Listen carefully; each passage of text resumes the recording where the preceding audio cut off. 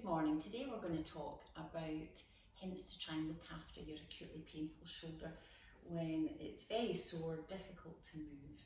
So I think the first thing to think about is giving it some adequate support.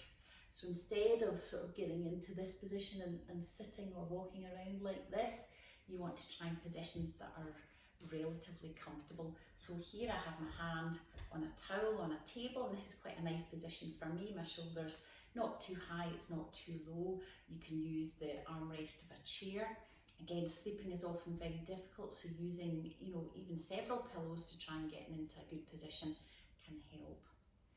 I think the next thing to think about doing is to make sure that we're not adopting this position too often and we're not making everything else round about our shoulder very sore. So even when you can be really sore around here, you often find even simple things like opening and closing your fingers, rotating your hand round, moving your elbow, rotating your shoulders back the way just to keep your shoulder blades moving, and very importantly, trying to keep your neck moving.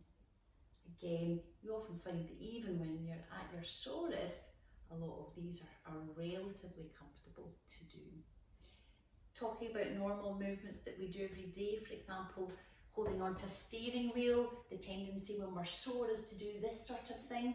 I want you to think about leading with your hands rather than your shoulder. So again, try and think about getting into a nice position and consciously coming forward with our hands to hold on to the object. Again, things in front of us above our head.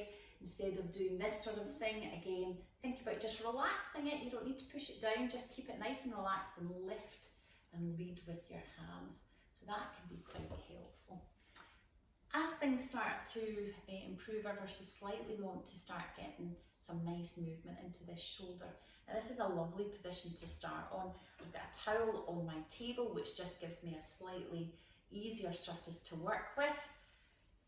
Anything from bringing my arm backwards and forwards, you can do little circles, and again, as things improve, you can start making these circles bigger.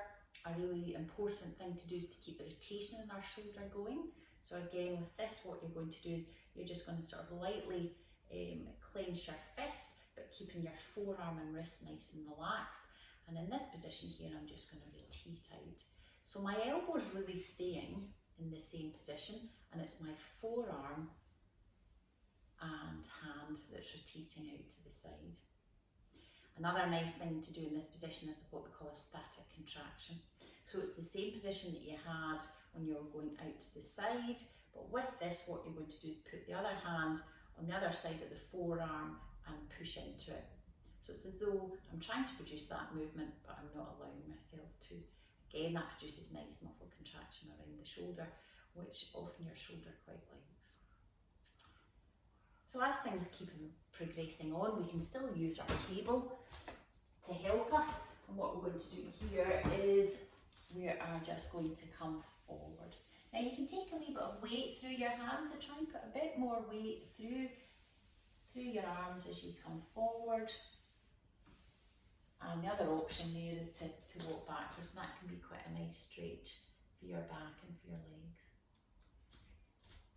So hopefully these will help you in that initial stage. Thank you.